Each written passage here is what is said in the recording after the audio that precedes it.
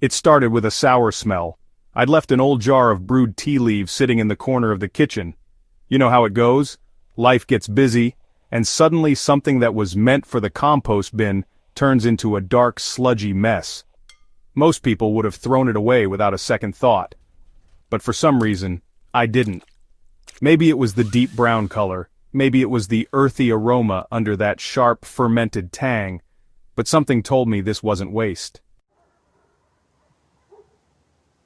So I decided to do something most gardeners would never think of. I buried it straight into one of my raised beds.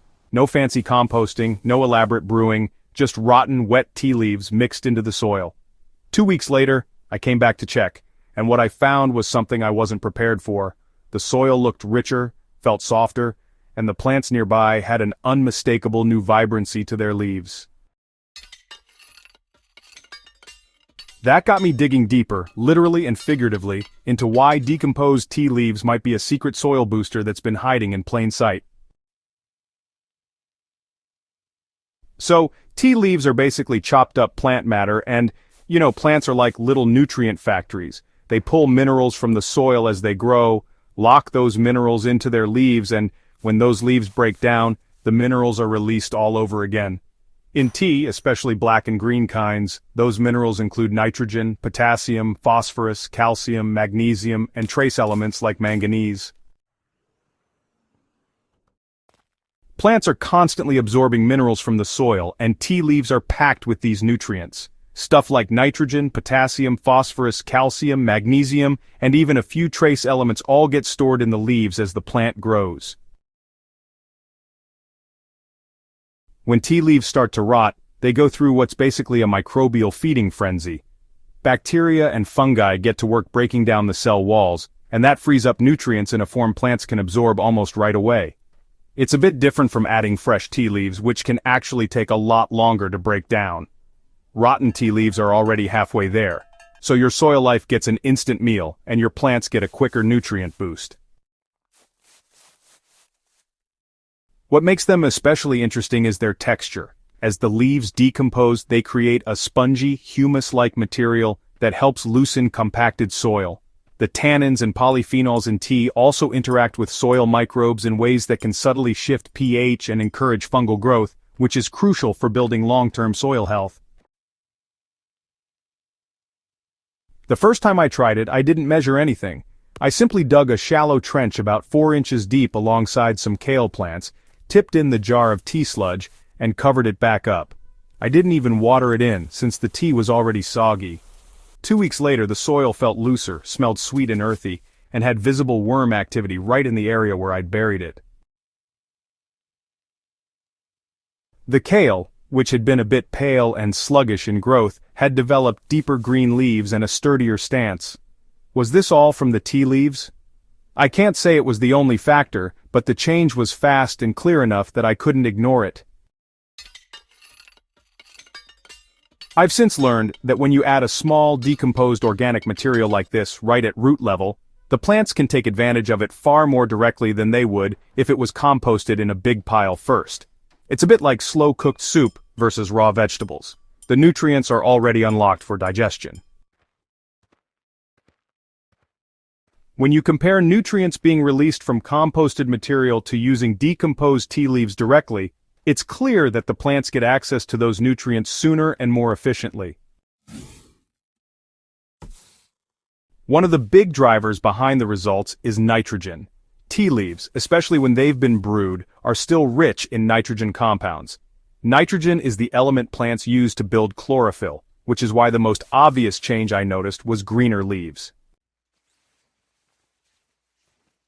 Nitrogen compounds in tea leaves play a big role in boosting chlorophyll production, which, is what gives plants that deep green color and helps them photosynthesize more efficiently.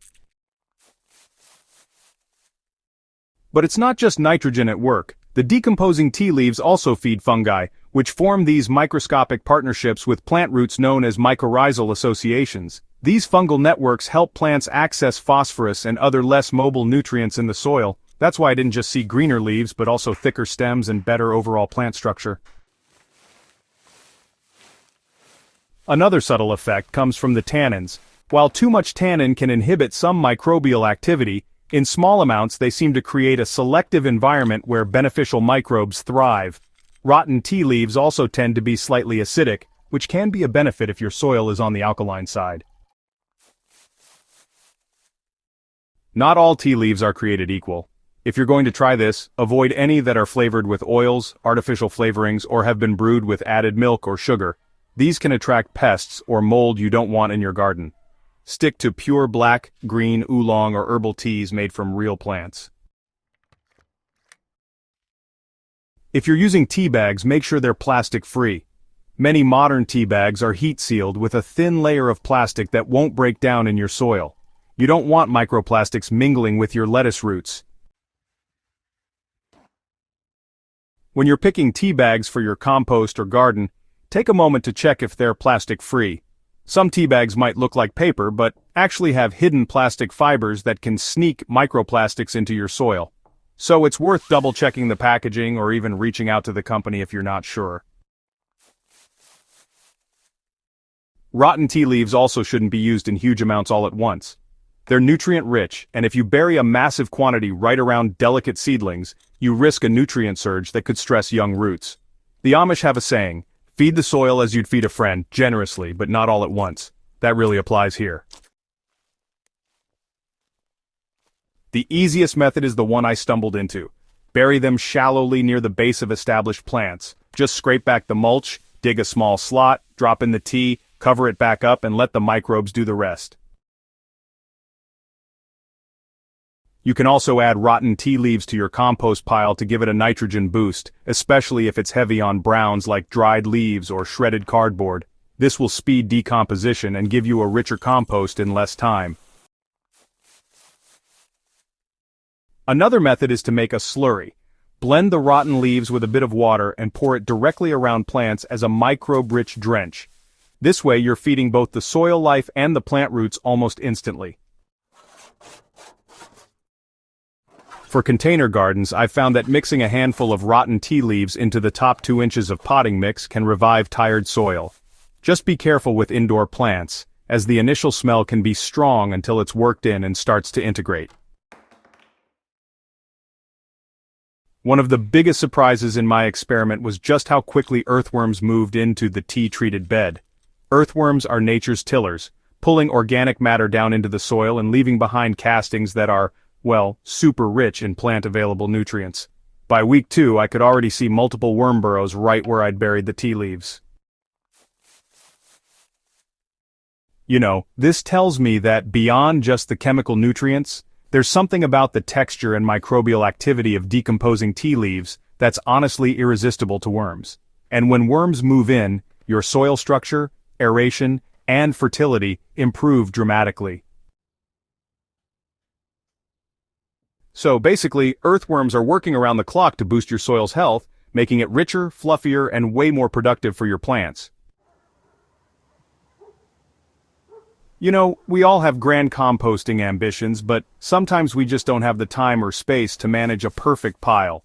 Rotten tea leaves are the perfect lazy gardener's hack.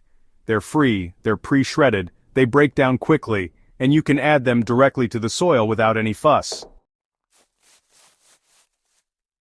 It's organic matter without the middleman. You're skipping the months-long composting process and letting decomposition happen right where your plants need it most. The beauty of this method is how accessible it is. Tea is one of the most consumed beverages in the world, and if you're not drinking it, someone you know is. Most of that tea waste goes straight to the bin, yet it's packed with nutrients that can fuel your soil life and plant health. In a world where we're told to buy endless products for our gardens, there's something really satisfying about finding a secret ingredient in yesterday's cup.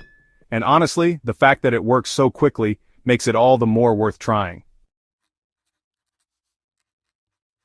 If you enjoyed this deep dive into one strange, surprisingly effective soil booster, subscribe to Hydrohaven and share this video with a fellow gardener. The more we swap ideas like this, the more we can grow abundant gardens without spending a dime more than we need to. And maybe, just maybe, the next time you forget about that jar of tea in the kitchen, you'll see it not as a mistake, but as an opportunity waiting to be planted. Hydrohaven.